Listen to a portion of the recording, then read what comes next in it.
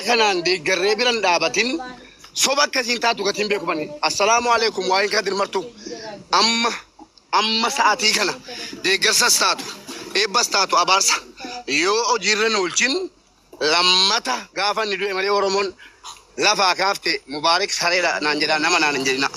Wal beenna sinigalee wal beenna wal argine waadan nuratti wal argine waadan nuratti wal maleessine waadan nuratti walii tolleerra.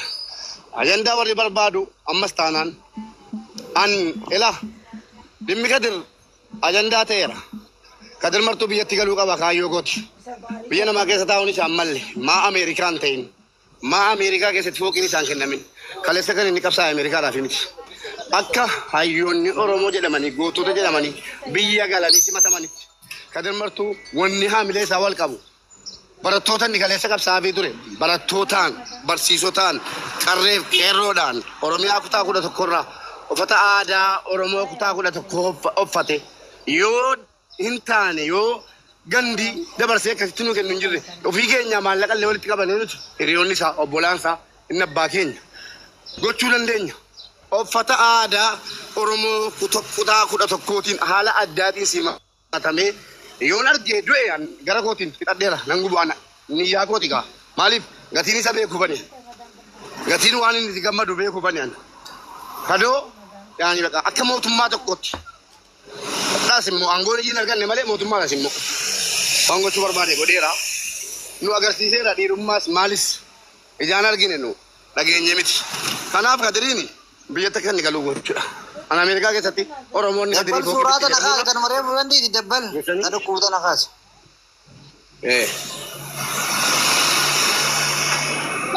Ana biyyatti galchuun.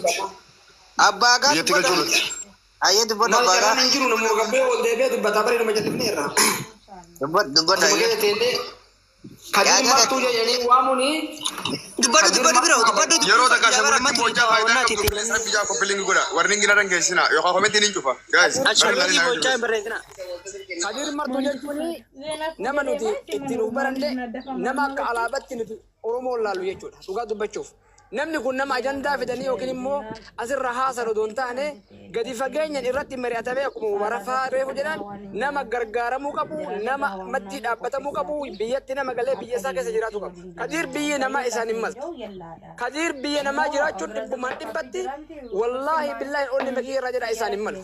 Maaliif jennaan nama kaleessa wayita wayyaanatu Kadir bar an biyya kootirraa hin baqadhu jedhee bara viidiyoota tokko dhageeffadhe dur jechuudha. An biyya kootirraa hin baqadhu biyyuma kiyyatti du'aa jedhe. Gaafa wayyaaneen beekan gaafa girgirri namni hin beekne jiru. Kanaafuu namni kun gargaaramee oduu haasa'an taane hojii argamsiisuun dirqama. Maal jedhe Oromoon mammaakee dubbiin baay'atee farra ittiin fe'anii jedhe. Dubbiin haga fe'anillee haasofnee achi haasofnee asaasofnee baay'atee bu'aa tokko hin qabu. Garuu immoo gara furmaataatti itti nuun beena. Gara furmaata danda'amutti akkaataa Kadir itti gargaara.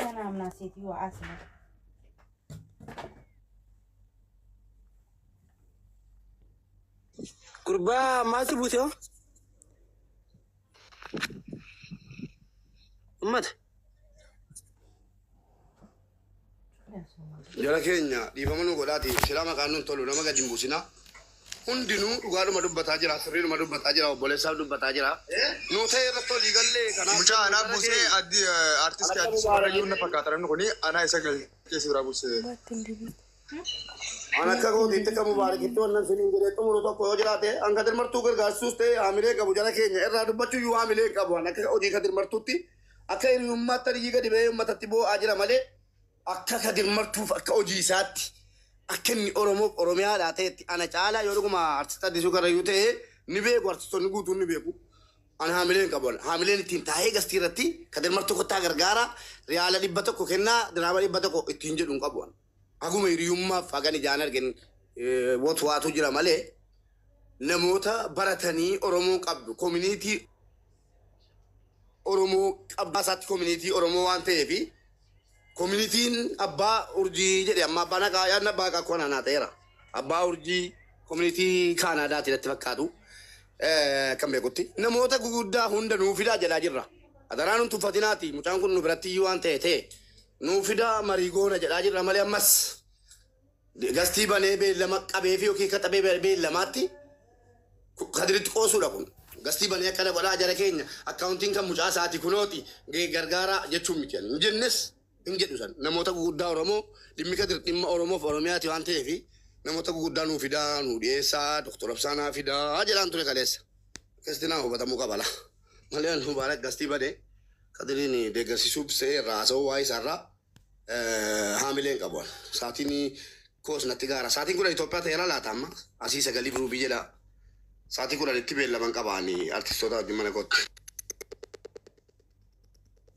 Isin bira saat takka bira daqiiqaa 45 tafe. Saa kudhan gahuudhaaf saaba daqiiqaa 45 tafe. Haasa'uu danda'a. Maayikii fudhadhu. Qonna Mubaarak eessa jira? Sa'aatiin isaa akka saftuuf Awurooppaa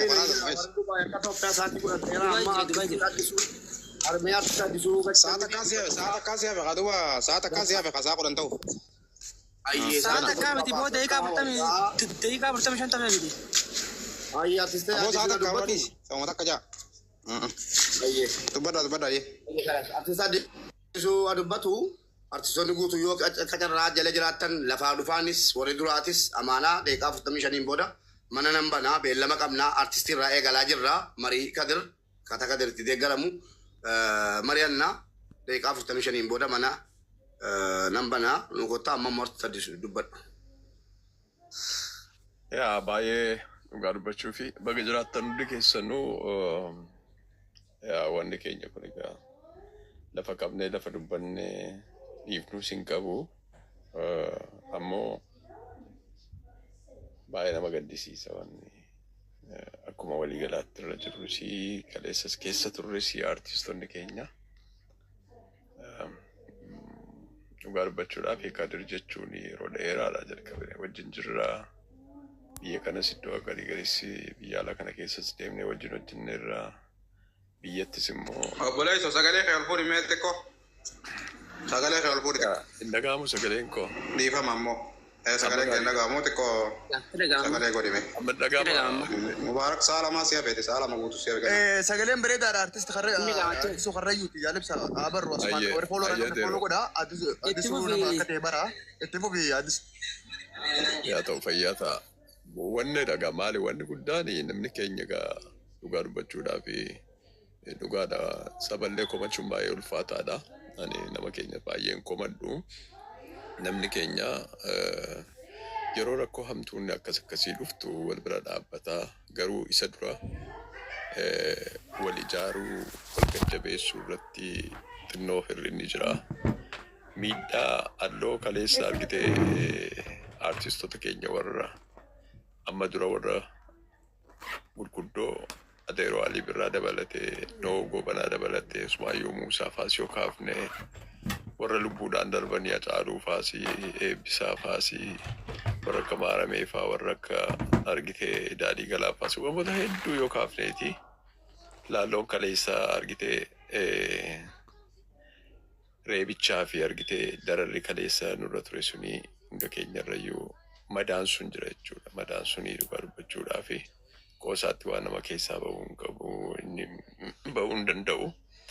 Kadiriin immoo suma beektanidha. Yeroo gariitti sooshaal miidiyaa irrattis argaa turtanittu dararaa yeroo duraa Sudaanitti irra ga'ee biyya keessattis ragaa ture hin beektu.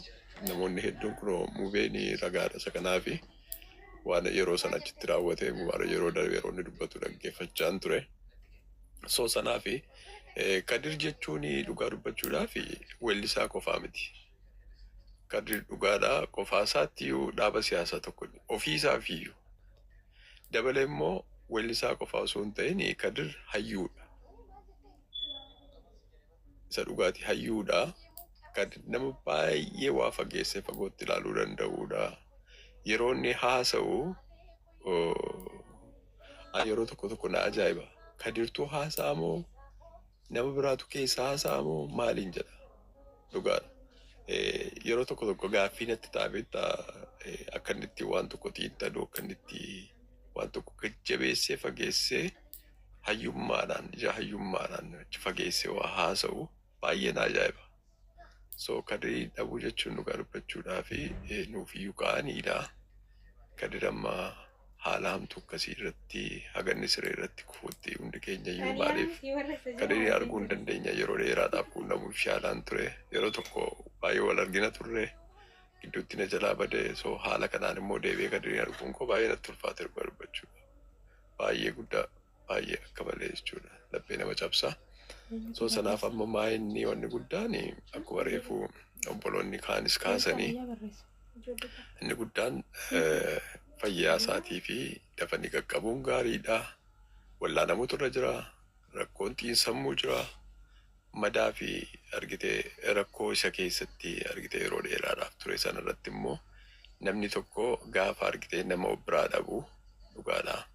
Madaan isaa daranuu rakkoo amma keessa jiru keessattis immoo waan baay'ee ilaala kadiri baasoo baay'ee dhugaadha. Akkan itti isa ibsuun qabu. Ijan itti waan hundumaa ilaalus nan beeka.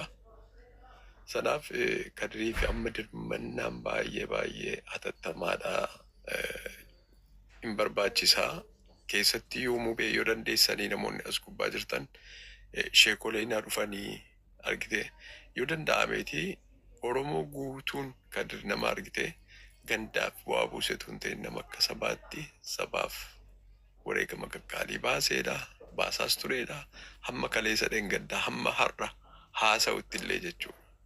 So sanaa fi obboleessa kana biraa please hamma dandeessanitti waal ta'ee namoonni kallattii jiruun argitee dirmannaa isaaf barbaachisu godhee kadiriin deebisnee gadhaabnee hamleessaas ijaarree kadir rabbinuuf haa fayyisu agasti du'aa godhaa ammastiin immoo please hundi keenya bifa kanaan walii wajjin haasa'aa mari'achaa argitee namoota gurguddaan irratti qoodaa fudhatanii goofandimiin hin barbaachisa ta'a kallattii goofandimiin isa ta'uu kallattii afooshaalee adda addaa ta'uu akka argitee uummanni itti orgaanaayiz godhetti isa kana keessatti aartistoota illee hammachiisaa wanni kun argitee waan baay'ee atattamaan ta'uun irra jirudha argite aartistoota illee dubbisuu qabduu kallattii hundumaanuu namni irraa qooda fudhachuu qaba namoonni immoo yeroo qooda fudhatan tokko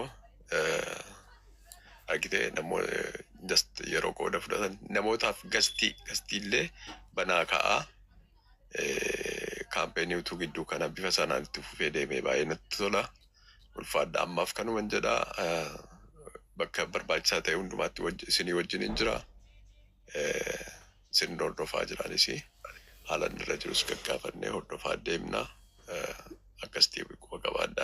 Namni dhala ofii waa dhaalchisee deemuu danda'a. Ija isaa ol qabnu inni ija keenya ol nuu qabe nuuf jecha dhaabiitti akkas ta'e biyya ormaatti illee biyya firiidamii kana keessatti illee waan takka waa'ee Oromoo dagachuu hin dandeenye namni koo utubaa hangatti dhaaban qaba kadir waa'ee Oromoo dhaabuu hin dandeenye idimee isaa guutuu Oromoo osoo jedhu lafaa ka'e Oromoo osoo jedhu du'aa jira. Kanaafuu nuti utubaa haa taanuuf nuti dhaala haa taanuuf nama kana makiinaatu barbaachisa nama kana manatu barbaachisa nama kana yaalatu barbaachisa. Please Oromoo ajandaa biraan fidnaa profaayilii maqaa kadir martuutiin nuuf hojjedha profaayilii sana kaayyannee akka geemaatti geema nama taraa kamiifuu nama 100 nama 200 250 ilaalamaa jiru artistii keenya kanaaf bakka takkatti walitti qabamnee waliin amariyannu jabaadhaa ajandaa biraan kaasinaa ammallee mana bantan battanitti kanuma haasaa galatoomaas niin jechuu barbaadu. Thank you. Jabduu teenya sifaan jabduu dubartoota keessaa hedduu si qabanya hedduu si jaalannaa galatoomii caalaa fudhu. Hayyee galatoomaa gaa jecha dubbatamuu qabu dubbanne beektaa dubbattanilleedha amma uuma kaarratti haa xiyyeeffannu amma gabaabatti ilaalan amma asirraa haasaa ooluu miti karaa gartee itti gartee gargaarsa kun dafee haalli itti mijaa'u kaarratti haa xiyyeeffannu gaayis.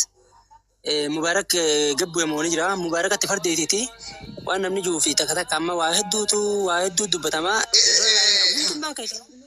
Caalaan yoo gabbu'e amma bari karaa gabaabaa laalamma mubaarak wajjinis waan asirra irra geenye jira yoo dhaga'uu baattan malee. Mubaarak isa akka yaada isaattis ta'ee waan gama fuulduraatti tarii ni taa'ee yaadu waan lafa kaa'ee qaba. Abbaa haqaalleen miiraanillee yoo ta'e jibba kadiree jibba mubaarak qabuu fi yaada mubaarak uffisuu barbaadee qeeqaafillee yoo ta'e waan dubbatee qaba. Nutis waan duraan harkaa qabnu jira. Wanni hundi keenya uummata dhimma nama tokkooti itti galli keenyas tokko. Hedduu gaariidha inni. Mubaarak marii guddaa goonee artistootaa fi namoota hedduu wajjinis walitti dabalamnee waan kana murteessinee bifa Khadiir madaaluu fi bifa Khadiir maluuf akka gargaarsa kan namoota tokko tokko kaasira godhame amma dura osoo hin taane akka gaariitti artistii wajjin mari'annee uummata bal'aa wajjin mari'annee waa'ee Khadiir kana gajjabeessinee akka isaan malutti akka inni gargaaramu ni goona kajeudha. Inni abbaa haqaaree faasii asirraa gabbu'e hayyoota Mubaarak waggaa jira cala. Ya. Akkasi goma kaara taati nama hunda jira. Amala kana abbaa baabureen dubbadaati. Eenyu biloo godhe abbaa koy abbaa eenyu biloo godhe mana keessa. Warri mojjeta na buusa dha. Laale ka eenyu biloo godhetan jini taasisa ilaale. Okay, yes but Aye babure. Baas qabu logo. Babure tuus. Dabbaati tuutis. Sagaleen koo jira. Ni jira. Mubaarak ni jira. Rabbii sodaadha. Ana mooditara yeroo naa kenname hin beeku an qabaachuu ma hin beeku reefan argaara eenyu biloo keettanii adaraa rabbii yeroo dhattanii baaftan namni baaftan yoo isinii galuu dhiisellee dhiisaa namni biraa baasu ilaala eenyu biloo kee jedhu. Anaan laala kwa. Nana jidita ani ni adaraa rabbiin baasina yoo biloo kamee jiraate dhuguma lakkii waan biloo kamee ittiin fakkaatu hin biloo kanuus immoo wanti nama biloo suutiin dubbate hin jiru. Ini gale, onin ni imba dubbate waan nama biloo kisuu miti. Biloo jalan jiru sob. Biloo kamne. Biloo keessa jiru. Biloo kamne boyti namni baay'ee namanta da mumbee shakkabarra mumbee mara dafee waan biloo ko. No, gasti rama sabona ka buusa anu ni beha. Gasti